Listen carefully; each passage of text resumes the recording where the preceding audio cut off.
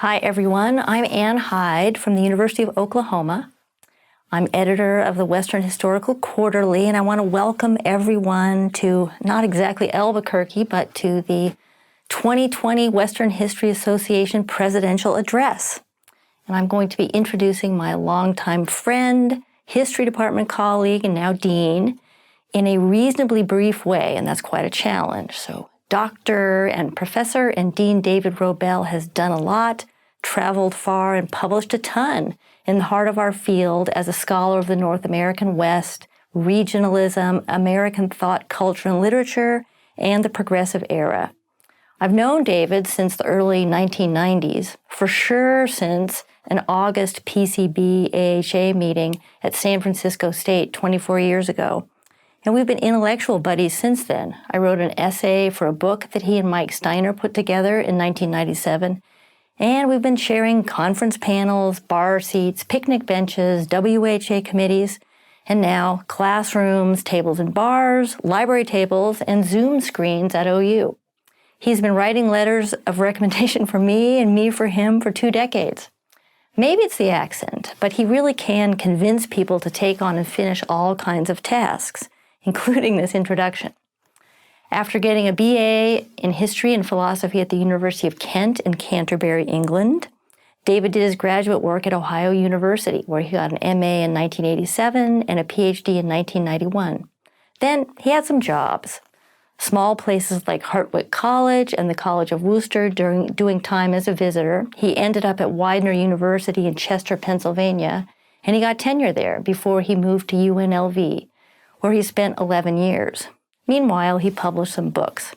His first book, The End of American Exceptionalism, Frontier Anxiety from the Old West to the New Deal, came out in 1993, and 3 more monographs followed, as David got interested in bigger ideas about a global West and how much the first half of the 20th century mattered to West, nation, and world. He's got a host of edited collections, and he's brought many of us along in those volumes. His 2013 book, Global West, American Frontier, Travel, Empire, and Exceptionalism, won the Western Heritage Award for the Best Nonfiction Book, and his 2015 article, Considering Frontiers and Empires, won the WHA's Oscar Winther Award for the Best Article in the Western Historical Quarterly. David came to OU in 2011 to hold the Merrick Chair in Western History, but he was also awarded the David Boren Professorship in 2016, recognizing truly exceptional contributions to the mission of a public university in outstanding teaching and research. Since 2017, he served as the College of Arts and Sciences at OU. He's also received numerous research fellowships at the Huntington Library, the Newberry Library, the American Philosophical Society, and more. Recently, he's been a visiting scholar at the National Steinbeck Center, working on his new book, which we're going to hear about tonight. And other organizations appreciate him too. He's past president of the Pacific Coast branch of the AHA and of Phi Alpha Theta, the National History Honor Society, and he's been a distinguished lecturer for the OAH since 2008. He's also been consistently involved in K-12 partnerships, supporting teachers at all levels, and he's won awards for his teaching everywhere, including the 2015 Holden Award for Teaching Excellence from OU's College of Arts and Science. As dean, he still teaches our giant introductory survey course for first-year students. David's wife, Dr. Janet Ward, also my friend and drinking pal, is also professor of history at OU, is also president of her scholarly society, and just became a vice president for research.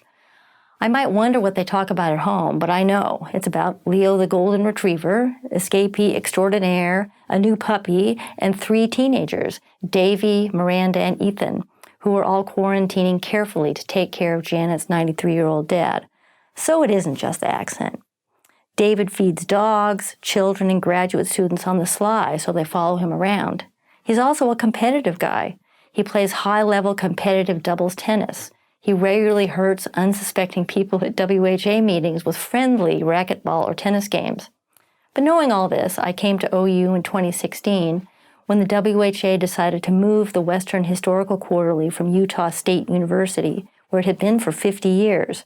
And that, of course, was all David, colluding with a few other people like Betsy Jamison and Al Hurtado to move the journal and convince OU to hire an editor and a faculty member, me. So now we share reading glasses and quite a few graduate students, often co-directing as I figured out what PhD students were and as he figured out what dean meant. It's been an honor and a pleasure seeing Professor David at his most intense and gentlest as we shepherd people into finishing and writing dissertations. We did 6 Zoom thesis defenses last spring, which was fine, but I missed the Wrobel intensity operating in the room, and I'm looking forward to seeing and hearing some of that today. We're very proud of what those students end up doing, and it's been a great pleasure to do that work together. So even though I so wish I was saying this in person in Albuquerque, I really would like to welcome everyone to join me and 2020 President David Wrobel in what I know will be an ambitious, intense, and gentle talk, just like our president. Thank you.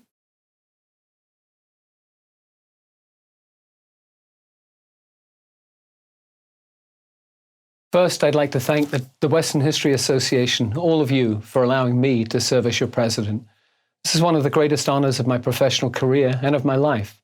I love this organization and what it represents, and especially what it's become.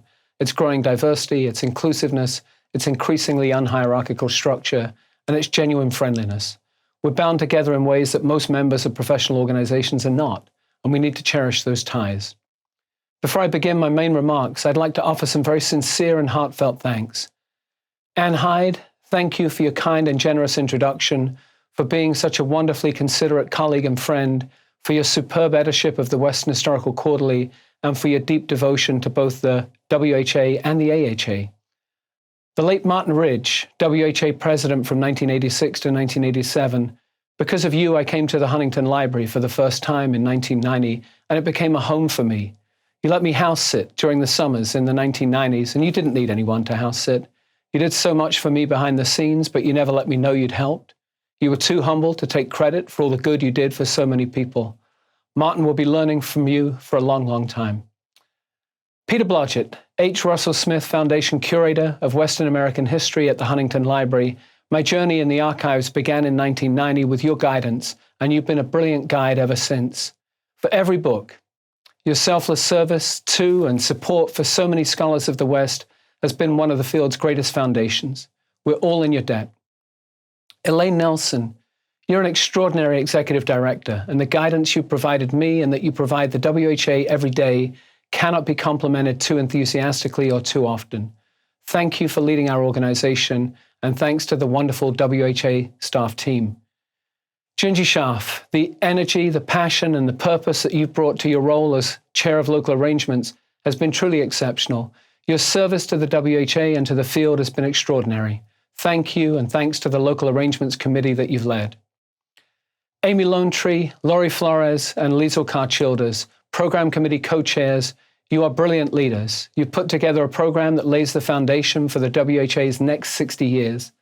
Liesl, I'm grateful to have had the good fortune to work with you beginning at UNLV.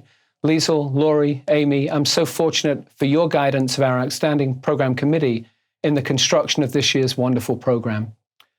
Patty Limerick, you kindly hosted me at the Center of the American West in spring and summer 1999. That was a critical time in my career and life, and things turned in wonderful new directions, in no small part because you took me to a Humanities Center event. My mother, Evelyn, I couldn't have come to America for grad school way back in 1985 without you taking out a bank loan to help me, and you supported me in so many other ways in the 35 years since I left home. From the council housing estate in Roehampton to the presidency of the WHA, you built the foundation and made the sacrifice that made it all possible. Thanks, Mom. Janet Ward, Brammer Presidential Professor of History, founding director of the OU Humanities Forum, president of the German Studies Association, and now senior associate vice president for research and partnerships at OU. Thank you for being at that Humanities Center event in Boulder in early 1999. Everything good in the last 2 decades of my life, personal and professional, has come as a result of our partnership. I've been fortunate in so many ways in my life, but most of all in finding you and making our life together. As you can see, I've had a great deal of help along the way, and I hope we can all continue to help each other as we begin the next 60 years of the Western History Association. In early 1938, while preparing to craft The Grapes of Wrath, John Steinbeck explained, "I'm trying to write history while it is happening, and I don't want to be wrong." Accepting the Nobel Prize in Literature in 1962, he reflected on the ancient commission of the writer to expose our many grievous faults and failures and dredge up to the light our dark and dangerous dreams for the purpose of improvement.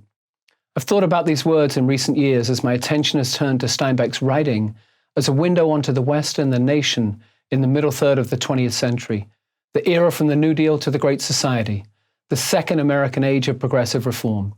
And I've considered my own scholarly work, shaped as it has been by my admiration for much of the progressive activism of the 1930s and the 1960s. I'm confident that few people think of me as an activist scholar.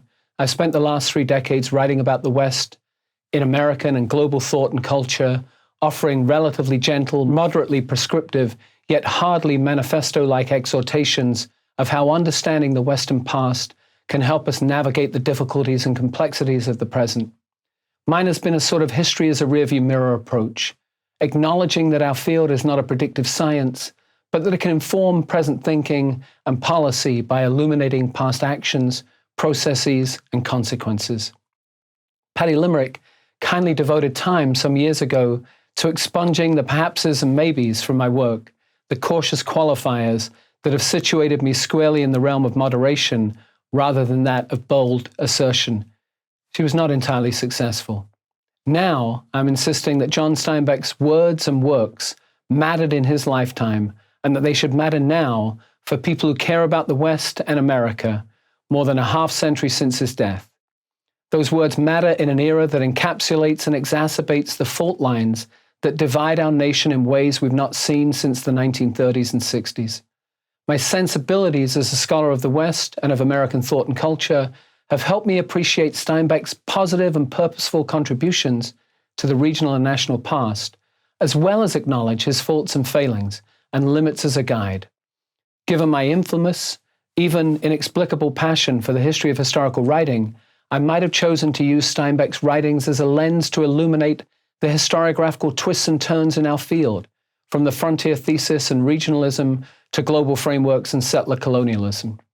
Instead, I'll highlight aspects of Steinbeck's life and work, mostly from 1935 to 1940, though briefly during the war years too, both in relation to the 2020 WHA conference theme of migrations, meeting grounds, and memory, and to the ancient commission of the writer that he talked about, both then and now. In the mid to late 30s, Steinbeck wrote a series of important works on migrant labor in California. During the war years, he worked as a government propagandist and as a war correspondent overseas. Steinbeck pervaded the American cultural landscape from the start of the Second New Deal to the end of World War II. During those 10 years, he published 11 books and 7 films based on his writings were released. He was as well known and widely read as any American writer since Mark Twain, yet Steinbeck was hardly revered or even appreciated by the arbiters of the American literary canon. During his lifetime, critics dismissed his work as overly sentimental and not stylistically innovative. His literary reputation developed in inverse parallel to his popular acclaim. Americans read Steinbeck because he articulated the daily strivings of working people more effectively and authentically than any other writer of his generation. I'm drawn to his advocacy for migrant families in the Depression years, who journeyed from my adoptive state of Oklahoma and the rest of the Southern Plains to California. I appreciate his understanding of the struggles for food, shelter, health, and dignity of those who labor with their hands. Perhaps my own backstory helps explain the affinity. I grew up in working-class government housing in London. There was a single, small but full bookcase in the home, and a paperback edition of Mice and Men was among its contents. And that little book spoke to me with a directness that Charles Dickens and Thomas Hardy could not match. Steinbeck's advocacy was imperfect, certainly less racially inclusive than that of his contemporary Carey McWilliams. Nonetheless, it was heartfelt and genuine, and on balance, it served as a force for good, and it still can. As a transplant from another country who sought to find home in various places across America for 35 years, I'm drawn to Steinbeck as a regionalist who understood the power of attachment to place. I value his highlighting the ugly truth of how even the most recently arrived Californians sometimes develop their own sense of belonging by dehumanizing even newer arrivals, a process of regionalism through reaction that lamentably remains alive and well across the West and America. I appreciate Steinbeck as a chronicler of place, who celebrated the inherent decency and humanity of those on the fringes of society, the countercultural types, the sex workers, the developmentally challenged. I relish the irony of how his poison cream puff of a novel, as Malcolm Cowley described Cannery Row, helped create a tourist attraction from the rusted shells of old canning factories. I suggest that what became known as Steinbeck Country, that part of Central California from San Jose in the north, down through Monterey County and bounded to the east by the Gabilan Mountains, and even stretching further south and east to Kern County, can be re-envisioned as a metaphor for remembering progressive ideas and values in the present. Published in January 1936, Steinbeck's Dubious Battle was the earliest example of his determination to write history while it was happening. He began crafting the novel in September 1934, shortly after San Francisco's Bloody Thursday. He described the book as brutal, merely a recording of consciousness, judging nothing, simply putting down the thing. His story about strike organizing is almost entirely devoid of heroes. Steinbeck focused on the developing collective consciousness of the workers and their mistreatment by California agribusiness and the local vigilantes those interests mobilized. He also addressed the brutality of a methodically applied communist ideology that justified violent and inhumane means to secure its ends. He charted the anatomy of a strike in the apple orchards that was doomed to failure from the start. From the activities of the IWW in the Pacific Northwest to the longshoremen's and field workers' strikes in California, the contemporary context of Western American labor struggles pervades Dubious Battle, but race and migration do not. 3/4 of the workers in the strikes the novel described were Mexican, but none of Steinbeck's characters were.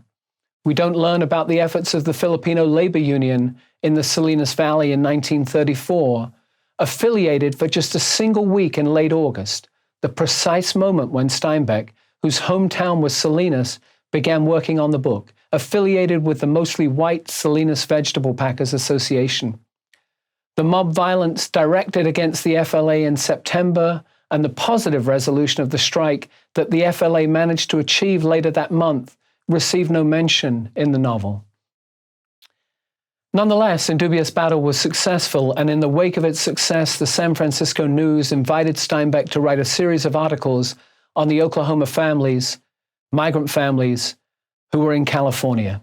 And at this moment, his life and work took a turn. His developing literary talents became more directly connected to a contemporary context and cause. Steinbeck met with Federal Resettlement Administration officials who wanted him to promote the government's fledgling system of sanitary camps in the state.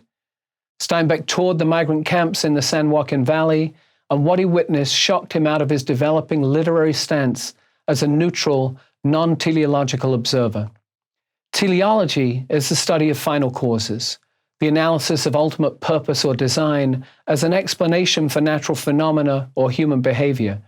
Teleological approaches emphasize cause and effect relationships that lead to clear conclusions or resolutions. Steinbeck, by contrast, was trying to chart solely what is, rather than passing judgment on what should be, could be, or might be. He'd characterized Dubious Battle as judging nothing, and his popular 1937 novella of Mice and Men was originally to have been titled simply and non-prescriptively, Something That Happened. But now Steinbeck was moved to anger, impassioned advocacy, and judgment, which surfaced in the 7 articles for the News. The Harvest Gypsies articles appeared in early October 1936, accompanied by Dorothea Lange's photographs, including one of Florence Owens Thompson from the famous Migrant Mother series. Steinbeck stressed the loss of dignity among migrant families as they became destitute and sick as a result of labor and living conditions. Placing particular emphasis on the inhumane lack of adequate public health services, he described the suffering of one Oklahoma couple whose 6-year-old daughter was partially blind as a consequence of improperly treated measles, and whose 15-year-old boy died of a burst appendix the day after the county hospital failed to provide proper treatment. He emphasized the stillborn babies, the infant deaths, because malnourished mothers were unable to breastfeed. Infant mortality in the San Joaquin Valley was 2.5 times the national average. He emphasized the young children with swollen bellies dying from disease and malnutrition-related illnesses. Steinbeck also highlighted the suffering mother's anguish and despair and the loss of dignity and spirit that he said cut fathers down to a kind of subhumanity. His account is still painful to read, and it should be. Steinbeck called out the large agricultural banking and other corporate entities in the state, including the Associated Farmers of California, as the forces behind the acts of vigilantism and terrorism, the beatings, kidnappings, tar and featherings, and shootings employed against migrant labor. He blamed the large farming interests for imposing starvation wages and for exploiting migrant families with inadequate and overpriced temporary housing and company stores. Because of their actions, he declared, California democracy is rapidly dwindling away, and fascistic methods are more numerous and more powerfully applied and more openly practiced in California than any other place in the United States. Steinbeck blamed organized private interests working hand in hand with state and county governments for the migrant families' horrendous conditions. He highlighted the restoration of dignity through the Resettlement Administration's first 2 demonstration camps at Marysville and Arvin, and he advocated for an expansion of the camp system. He offered a roadmap for migrant independence and family security through fair wages, small plots of land, and educational access. The cost, he insisted, would not be much greater than the amount which is now spent for tear gas, machine guns, and ammunition and deputy sheriffs. However, on matters of race, Steinbeck's descriptions and prescriptions were less satisfying. He fully recognized that field labor in California had been performed previously by Chinese, Filipinos, Mexicans, and Japanese. He emphasized the oppression and segregation they suffered.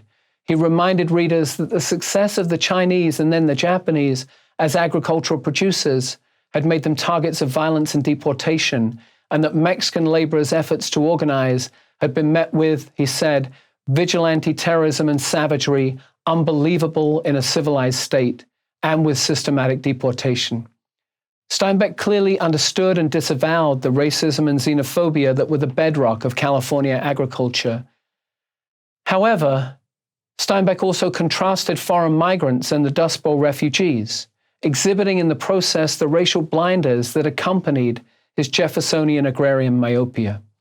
These newest migrants, he said, had felt the pride of land ownership and had the terrible pain of seeing their lands wither and die. They made the crossing and have often seen the death of their children on the way. They were, he declared, the descendants of pioneers and were not migrants by nature. And he insisted that with this new race, the old methods of repression, starvation wages, of jailing, beating, and intimidation are not going to work because these are American people. For all his impassioned chronicling of the inhumane treatment of workers of color, Steinbeck's suggestion that the good white American pioneering stock of English, German, and Scandinavian descent had somehow suffered more or had more to lose because of a closer attachment to the land and were less likely to accept being treated as peons than non-white foreign labor was inaccurate and racist. Nonetheless, Steinbeck was entirely accurate in predicting that it would be harder for California agribusiness to subject white Dust Bowl refugees to such inhumane conditions and get away with it. A majority white American population and its white political representatives would take notice and view the white-on-white oppression as un-American. Steinbeck's own efforts and those of others employed or encouraged by the federal government, including Lang, kept the white migrants in the public eye. Of course, Thompson, that unforgettable Depression-era face of white American poverty, strength, and determination in Lang's photograph, was actually a Cherokee woman, though that would not be known to most people until more than 4 decades later. From early fall 1936 to late winter 1938, Steinbeck learned more about the conditions Southern Plains migrants' families faced. His guide was Tom Collins, the tireless and inspiring manager of the Arvin Sanitary Camp near Bakersfield. Collins' detailed reports on migrant culture informed Steinbeck's understanding of California's newest refugees.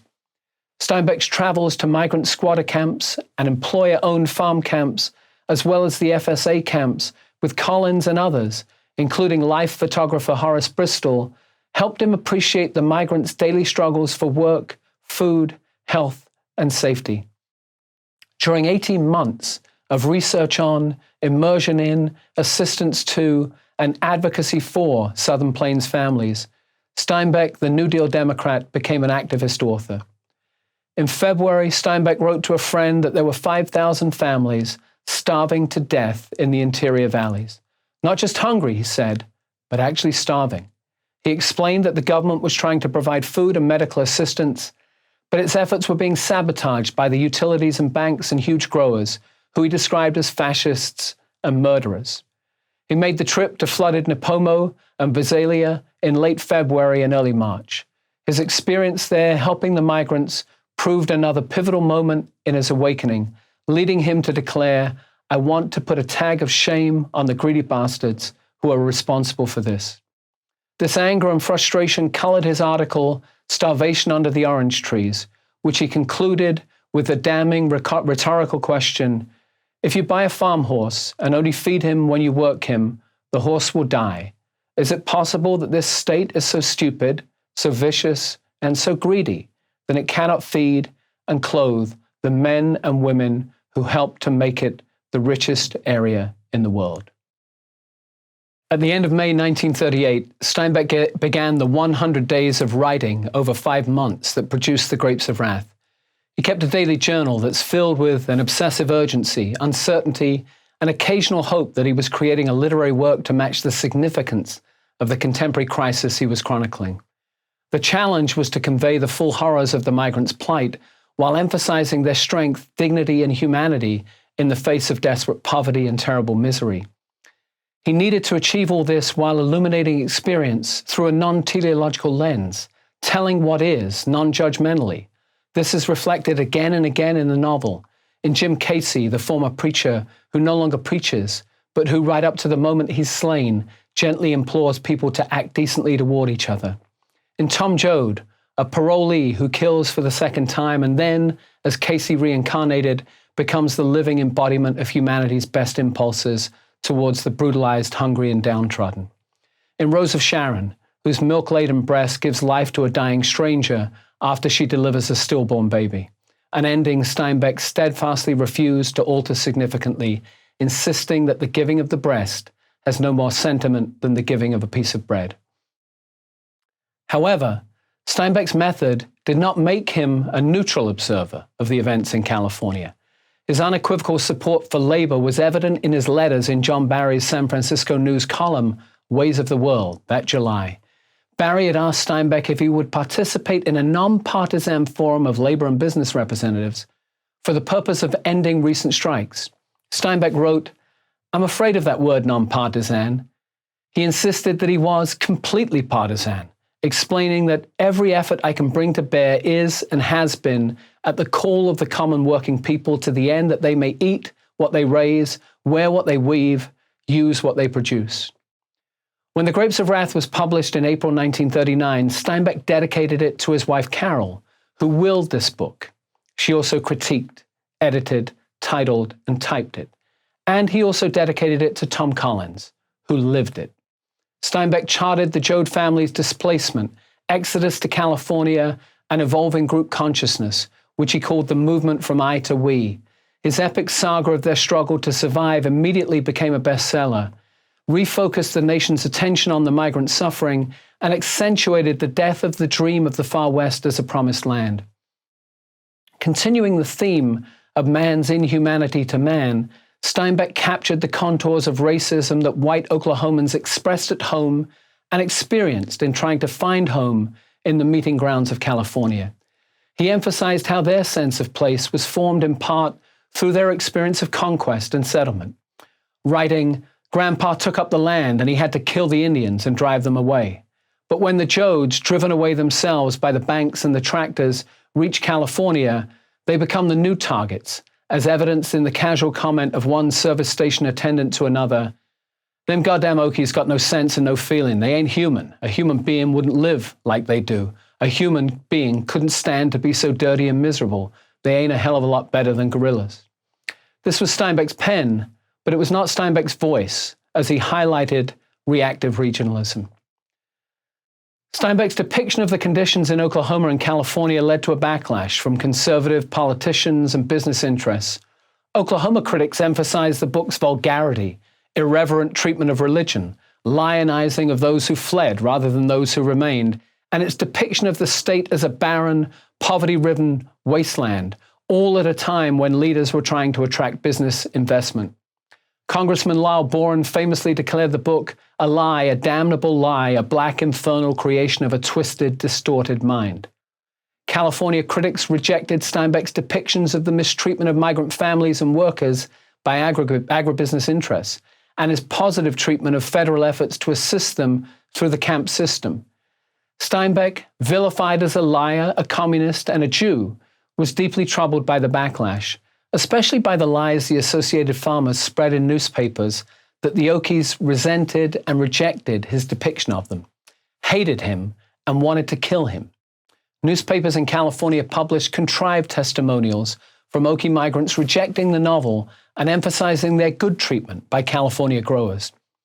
California businesses' coordinated campaign against the novel amounted to life imitating art imitating life, as they sought to discredit a literary representation of their own repressive actions.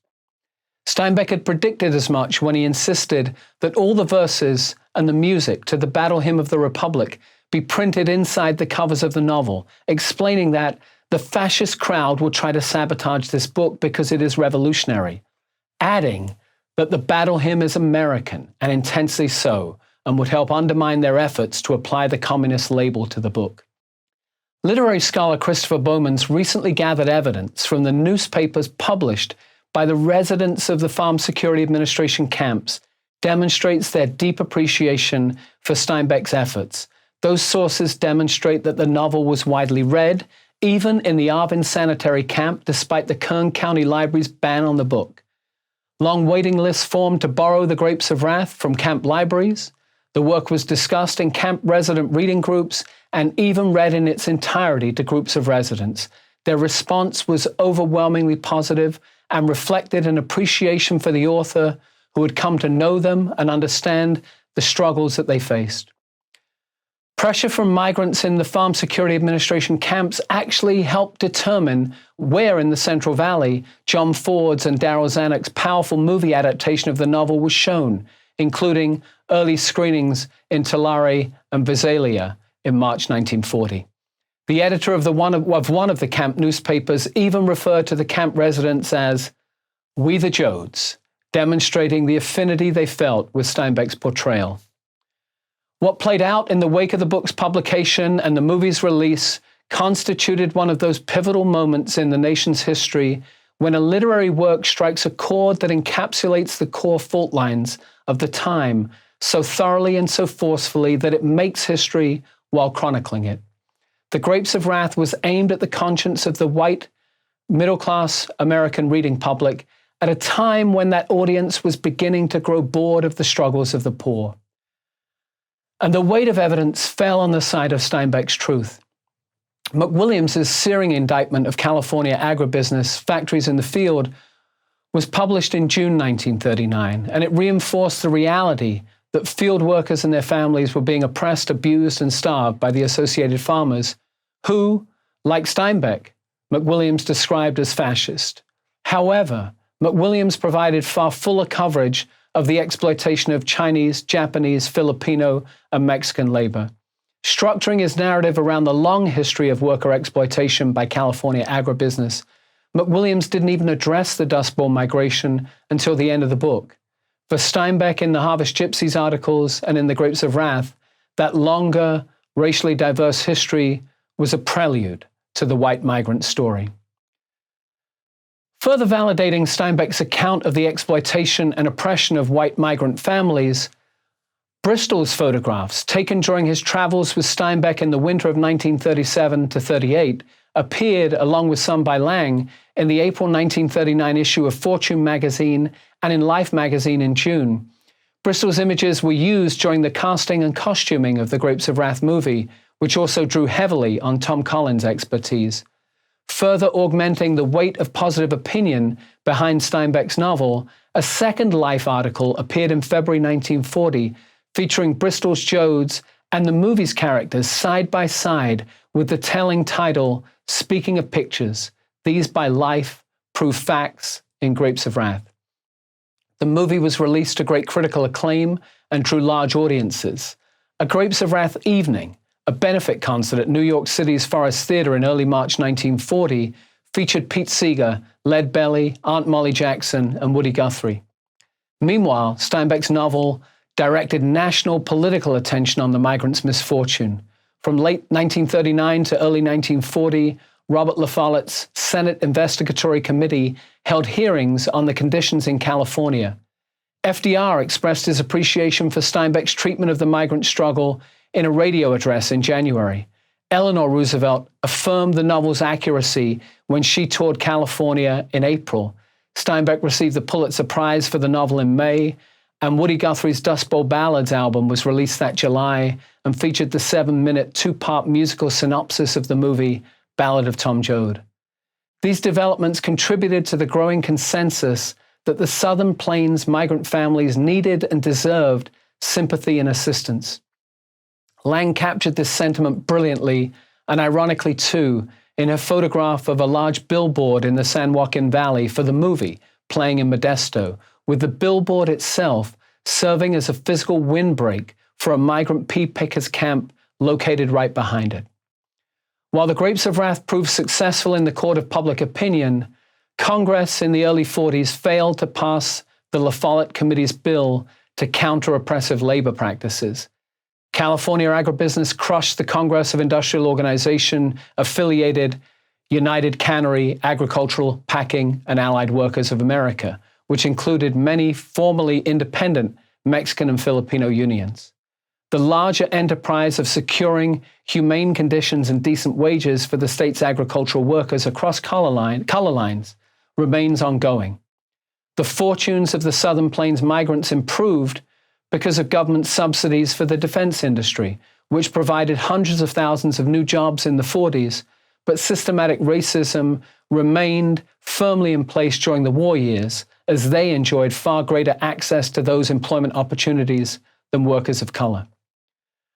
Steinbeck's advocacy was incomplete. The Grapes of Wrath successfully championed the positive role of progressive government in helping the oppressed, while contemporaneous chronicles about the South failed to do so. This was because of the mythic power of the West as a promised land, even when inverted to show the death of the Western and California dream, but it was also because the novel's racial populism celebrated the story of white Protestant plain people, the human foundation of Western mythology. Steinbeck did not explode the Turnerian myth of frontier opportunity. He encapsulated the New Deal principle of enlightened government's role as a necessary safety net to replace the safety valve of the frontier. But Steinbeck's novel had the same white heroes as Turner's frontier thesis. Steinbeck's Oklahoma narrative, as Ryan Hall has shown, was marked by obvious geographical, environmental, economic, and demographic inaccuracies. Steinbeck placed eastern Oklahoma's Sallisaw and Sequoyah County at the center of the Dust Bowl, which affected primarily just the far western panhandle counties of the state. He presented mechanization, tractors replacing people at the behest of corporations, as the other principal factor behind the displacement of tenant farmers and sharecroppers. Though Sequoyah County experienced only very limited mechanization in the 30s and had no corporate farms. The demographic picture of mass migration in the Grapes of Wrath was memorably encapsulated not just by the departing Joad family, but also by the few fragile souls left behind in a barren, abandoned landscape. Souls like Muley Graves, the old graveyard ghost. However, the county's population actually increased 19% during the decade. Another factor in the tension between literary license and the writing of history while it is happening concerns the racial landscape of eastern Oklahoma. Art historian James Swenson reminds us that FSA photographer Russell Lee, inspired by the Grapes of Wrath, which he used as a shooting script, traveled to Oklahoma, the home of the fictional Joads, to actualize Steinbeck's fiction by pursuing and photographing the real Joads. Russell captured the cultural richness of eastern Oklahoma far more comprehensively than Steinbeck.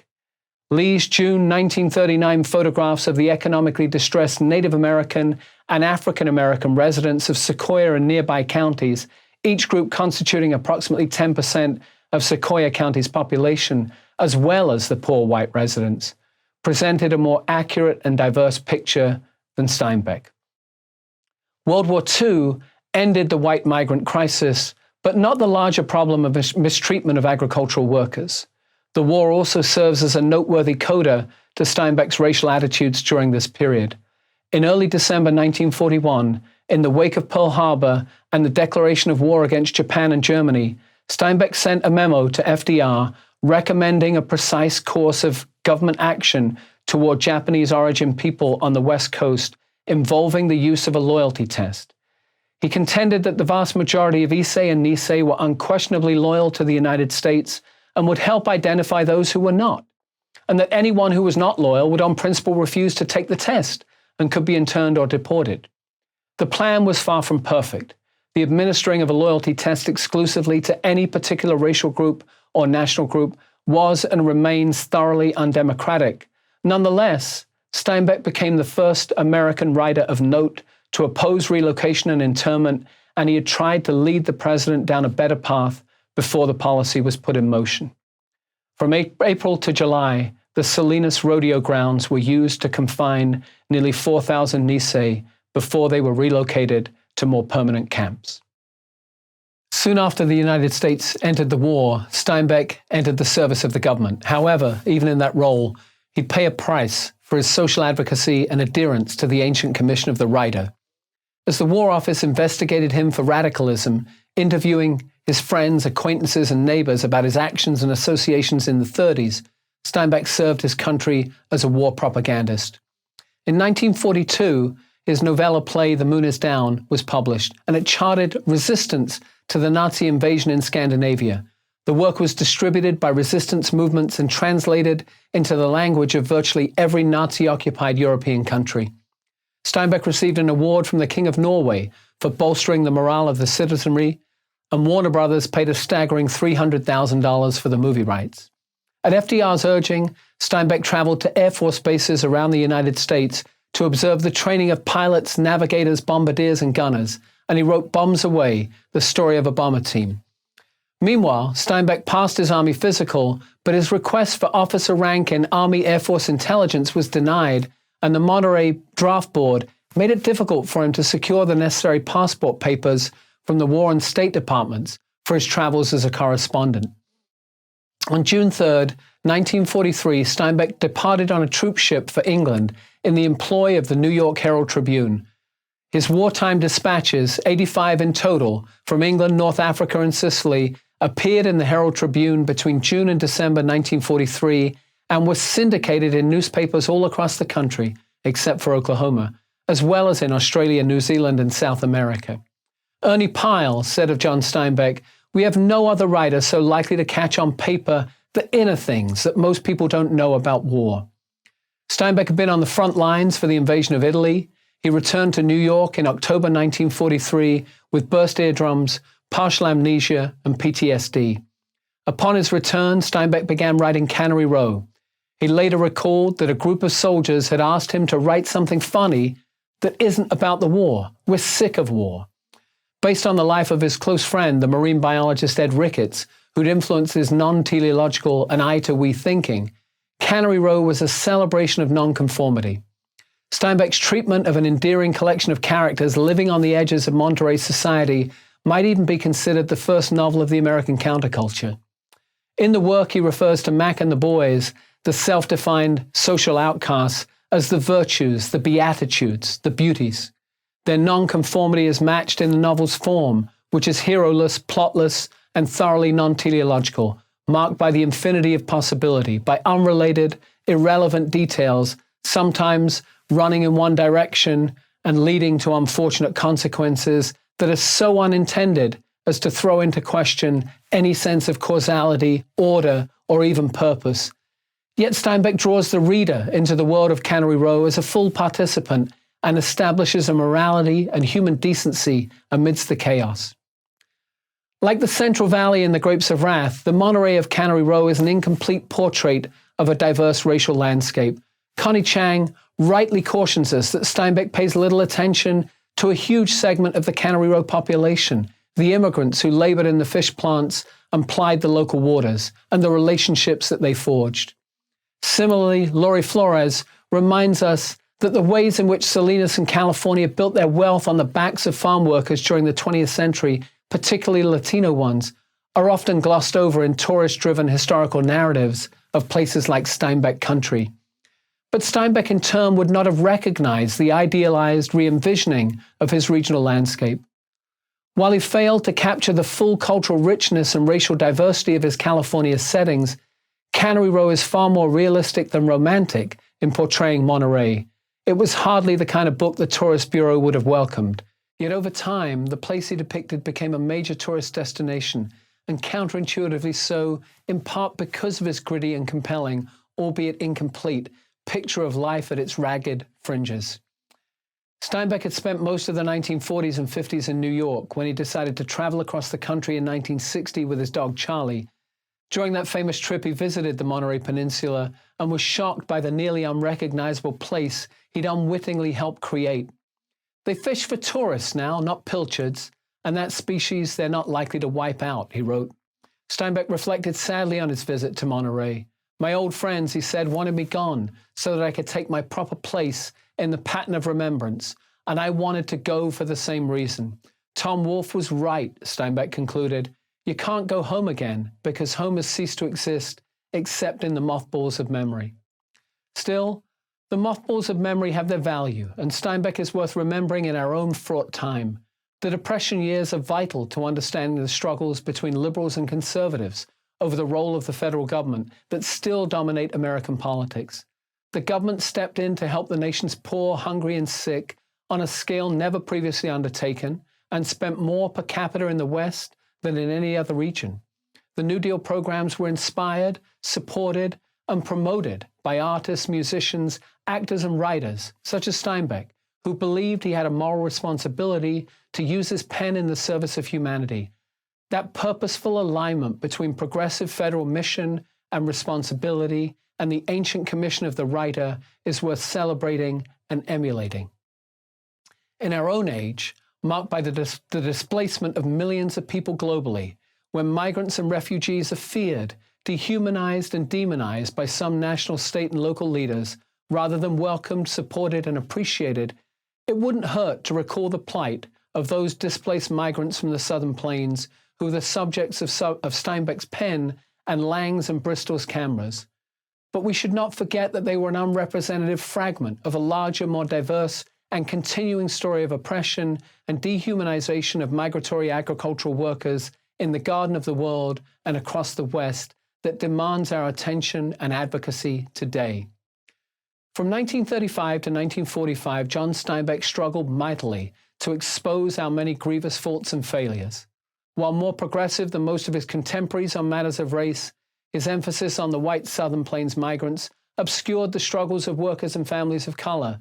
Nonetheless, he found meaning, purpose, and value in the hard-lived existence of working people. He celebrated ostensibly ordinary lives, and in doing so demonstrated that they were in fact extraordinary and instructive. He called out oppression, exploitation, and vigilantism, and offered some of the most moving accounts of poverty and sickness in all American letters. He insisted that government had a responsibility to protect and assist its most vulnerable citizens. He recognized a public health crisis in the California fields and highlighted the human suffering that accompanied the absence of medical care and proper nutrition. He accused and shamed those in power who facilitated, exacerbated, and profited from the crisis. He firmly believed that enlightened government had a place in America, and that's a hope that warrants a serious restoration. Those are the features of Steinbeck country and Steinbeck the activist writer that we should remember. In one of the most memorable passages in modern American literature and film, Steinbeck's Tom Joad declares, "Wherever there's a fight so hungry people can eat, I'll be there." Half a lifetime later, in the opening lines of his last book, America and Americans, Steinbeck wrote, "Our land is of every kind geologically and climatically, And our people are of every kind also, of every race, of every ethnic category, and yet our land is one nation and our people are Americans. It took Steinbeck a lifetime to reach that point in his thinking where his advocacy for racial diversity matched his advocacy for the working poor, but he got there in the end. His fiction and nonfiction works in the middle third of the 20th century helped create a shared national culture that was progressive and empathetic.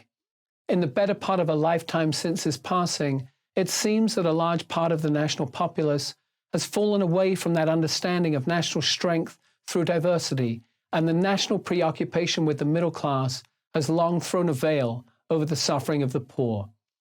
We would do well to remember both, as well as the power of activist literature to help us remember. Thanks so much for your patience.